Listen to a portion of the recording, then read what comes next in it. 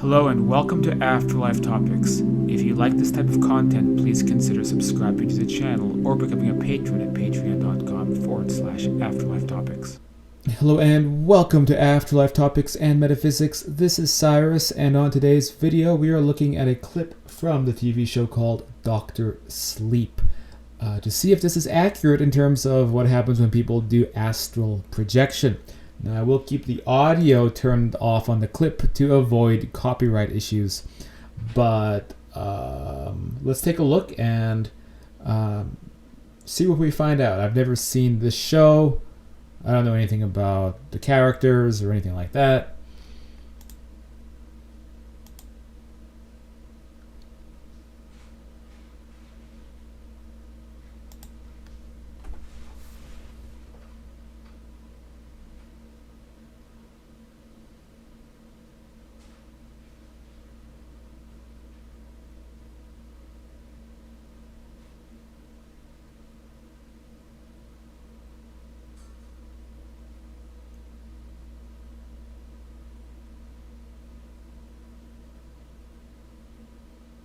All right, so this is what some people do report is you have these celestial experiences where you're traveling through space, and you can zoom in on places.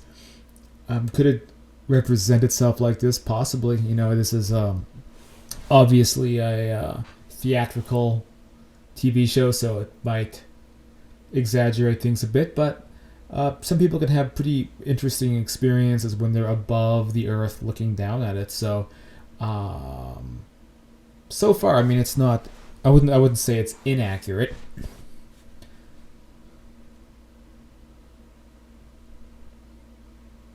Like sometimes you might be in a physical body like this. If you're just kind of playing around like a ghost, you may also just be a point of consciousness, but either phenomenon can happen.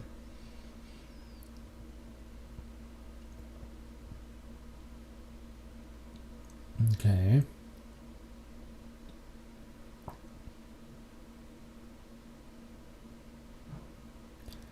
So she lands on the street, but like, is she in this world or is she on what we call the astral plane? Because if she's in this world, then there's not going to be like a point of gravity that she has to pay attention to. Like she's not going to land and be walking with her feet on the ground. Now, if you're on what we call the astral plane, the frequency matches, the vibration matches, you might be in a body. It might be just as physical as where you are right now. But if you are in what we call the near-Earth astral, which is where you might be if you're spying on somebody, which seems to be what this character is doing, then you're more likely just to be a floating kind of specter. You can come down, zoom in on a place, but you're not going to be like landing on the ground and walking around in your bare feet. Maybe if it is, like we said, on the actual astral domain, but if she's being a ghost, I don't think it would be very much like this.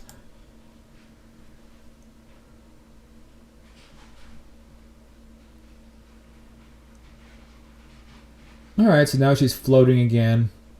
Kind of notice how everything is off, or it's like rotating in a way where there's not really like a center axis. You're just kind of spinning in these different directions, and that can be accurate. So you don't know if you're upside down, right side up. It can all be kind of messed up. So that part is accurate. And then she goes down a window, which it wouldn't be necessary. Again, if you're being a ghost, which is a different type of experience per se than being on the astral domain. So, but if you're behaving like a ghost, then you don't have to go through a window. You can just go straight from point A to point B. You can just go straight through the wall into the house, and then you could land. And again, you don't have to like land on your feet. I mean, I guess that could happen, but I don't know.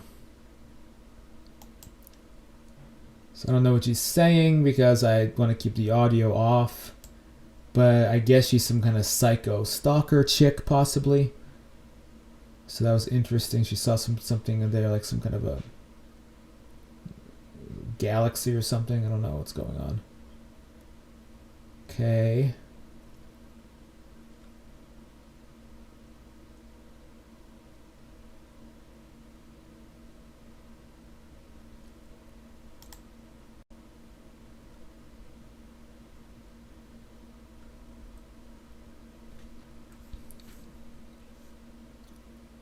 All right.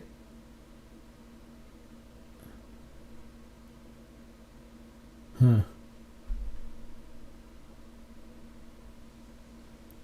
So she's looking through. She's spying on someone's secret files, and yeah, I mean, you see, there's that difference between whether you're in this reality, which we would call the near Earth astral state, where you are again a ghost. You may not even have a physical body like she has. You might just be a pinpoint of consciousness. You wouldn't be able to go into a house and start rifling through things because you can't physically touch things. Kind of like Patrick Swayze, your hand is just going to go through objects. So it wouldn't really be possible to be opening a cabinet unless she is on the actual astral realm. So it might be that you've gone out of your body and you're somewhere in between, this kind of in between state where you have solid function and you can do solid and physical things like opening filing cabinets, but it wouldn't be in this domain. This dimension wouldn't be in this frequency, right? I mean, so you can't project and then become a ghost and then physically pick objects up. Maybe if you're some kind of guru, maybe some yogi can do that someplace, but I don't know if that's possible.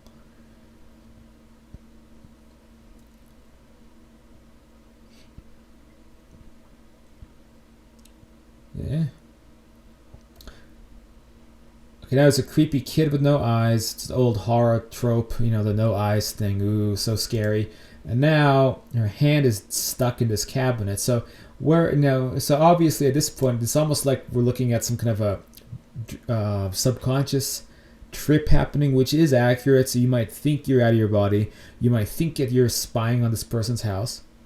And again, you might not have to go through all these steps to get there. You might just simply go from initiating the projection experience, and then if it's your intent to go to this person's house, you don't have to go through all this rigmarole of flying through space. And it's not as exciting on a theatrical level, but you might just go from this point all the way to this point where you're in the house. Sometimes your intention is just going to be where you end up. But if you're interacting with a creepy kid and your hand is stuck in a cabinet, then you're either on the astral spectrum entirely, so your frequency matches, and so things are tangible and physical again, or you're descended into some kind of a subconscious space, a kind of lucid dream space, and that can happen if you are not in a good state of mind, if you're practicing this stuff and you haven't cleared your mind, you're feeling negative, or if you're like some crazy stalker chick, then I wouldn't recommend going out of body, because you might meet a creepy kid, you might have some horrible experience getting your hand stuck someplace. Ooh, I have no eyes. That makes me scary. You counter a negative being. You can just don't play into their game and don't be frightened of it. And that doesn't have anything that can. It doesn't have anything you can feed off of, basically, and it'll go away. So what does she do? Okay, so now she pulls it away.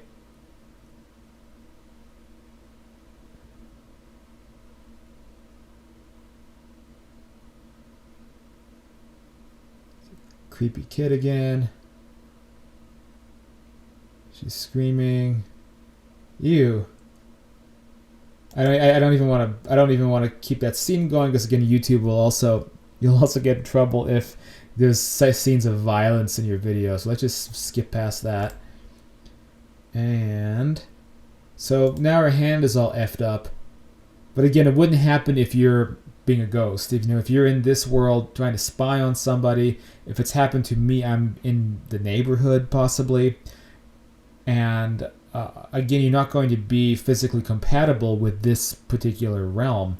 So you might find yourself leaving the body, floating around the neighborhood, and your hand will go through things. If it's earthly objects, you're not gonna have an injury or something like that. Now, if the experience progresses into a subconscious inner world, we could call it a lucid dream, or into a conscious external world, which we would call the astral plane, then you do have physicality to you again, and maybe you could hurt yourself. Maybe, it's a lot more like how you are right now. So there was this gradient. But when you're in this reality, in the sense that you want to spy on someone, go into someone's house, number one, you might not even have a body. But if you do, you don't have to worry about physics. You can just flow through things, and you can't pick things up or anything like that. So I think that's the end almost of this clip. Crazy lady with a hat. I have not seen this show. I don't know what the hat's significance is. Maybe that's why she can project. It's because she has a crazy hat on. And now she's going back to her body by flying through space. That just doesn't happen. It doesn't have to happen. And then she falls back into her body and she flies off. Wait, that doesn't even make any sense. So what happens here? So she's flying. Okay, so she did have, for a second, I was like, is she in the same body? Like, that would be really corny. But we can tell that she had her body lying here, so this was her astral body flying back into the body. It doesn't work that way.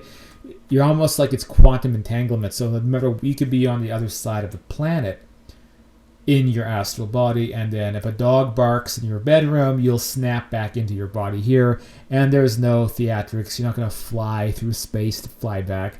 It would be cool, I guess, if that's how it happened, but life is unfortunately not as cinematic as that is. And I guess the next point I'll make is, like, so this is when she's doing it, or some people will go into some kind of a meditation pose, a yoga pose, whatever. People have different techniques to leave their bodies, but very typically what's happening is that your body enters into sleep paralysis, your body shuts down. Going out of body may be a matter of going into a meditation, maybe lying on your bed, doing some breathing exercises, possibly some binaural beats or something like this, and then your body eventually begins to enter into a sleep state, but your mind stays fully conscious. So once your body is paralyzed, you can just pull yourself out of your body, and then you can begin, in this case, moving around your bedroom. Maybe you'll be able to float around the neighborhood. If you're a crazy woman with a vendetta, maybe you will appear in someone's house to go stalk them. It depends. But typically, you're not necessarily in this kind of standing position, or I think one of the best places, to project might be like a recliner or a chair. Like, I don't know who would be able to project while in an upright meditation or standard yoga position like this. I don't think that would be easy to do. You do need to at least get into a position where your body is able to begin turning itself off as if you were entering into a sleep state. But you have to keep your mind fully active during that process. And if your mind stays active while your body shuts down, then you have access to your astral body. You can begin moving out of your body. So I don't know about this this position doesn't ring true to me. So more likely, again, if you caught me astral projecting, I may just be lying on my bed like I was taking a nap. In fact, typically, if I am projecting, my body is asleep, and so I might be on the other side, on the astral plane, and hearing my body snoring, because there's part of me is still connected, tethered back to my body, and my body is just going through its normal sleep process. But the difference is, while my body is shut down, I was able to keep my mind conscious enough to get out of there and go do other things. And it can be fickle, because again, the dog begins barking. My roommate overcooks the bacon like he does consistently every time and sets the smoke detector off, and then boom, I lose it. Well, hopefully that was helpful. If you want to get involved, you can feel free to reach out to me. Subscribing to the channel really helps keep this channel going. The little red button down below.